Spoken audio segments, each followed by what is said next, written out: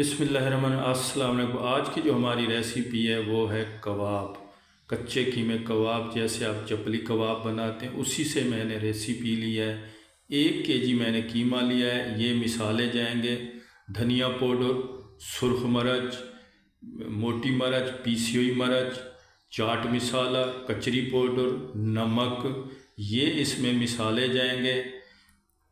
1 चम्मच मैंने सब लिया है। उसके बाद आपने 8 स्लाइस डबल रोटी के ले लेने हैं। अगर 1 kg बना रहे हैं, आधा किलो बना रहे हैं, 4, 1 पाव बना रहे हैं, 2, ये पानी में भगो देने हैं। उसके बाद ये जो मिसाले हैं आपने इसमें ऐड कर देने हैं। 2 अंडे इसमें ऐड कर देने हैं। इसके बाद 3 से 4 चम्मच इसमें आपने ऑयल डालना है, ये डाल दिया है।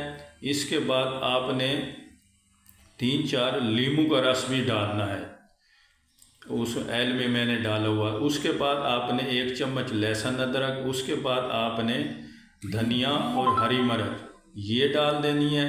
इसके बाद जो डबल रोटी हमने भिगो के रखी हुई थी अच्छे से निचोड़ के इस कीमे में ऐड कर देंगे। फिर कीमे को आपने अच्छे से मिक्स करना है, जैसे आटा गूंथते हैं, अच्छे से मिक्स करना है, ठीक है। इसके बाद इसके कबाब बनाएंगे। हाथों पे आप थोड़ा सा ऑयल लगा दें, डबल रोटी का चूरा ले लें। डबल रोटी का चूरा लेने का मकसद है हमने इनको बिल्कुल बारीक बनाना है।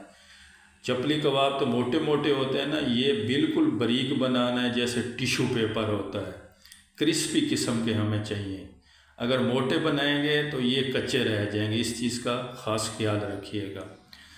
मैं इनके सब कबाब बना लूँगा, आप फ्रीज़ भी कर सकते हैं। सब बना के फ्रीज़ करें, जब भी आपके गेस्ट बहन भाई आएँ निकालें, इनको फ्राई करें, चाय के साथ दें। यकीन करें आपकी तारीफ़ किए बगैर नहीं रह सकेंगे, ठीक है। इसी तरह मैंने सब कबाब बना के आपको फ्राई करके भी दिखाता हूँ, आपने फ्राई किस तरह करनी है।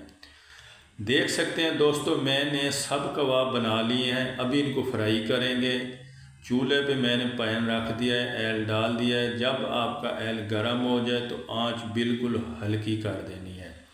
हल्की आंच पे इनको आपने पकाना है, तेज़ आंच पे पकाएंगे ये कच्चे रह जाएंगे, ठीक है। इसी तरह आपने जब ब्राउन हो जाए तो साथ में केचप लें, मज़े से खाएं। मुझे दें इजाज़त।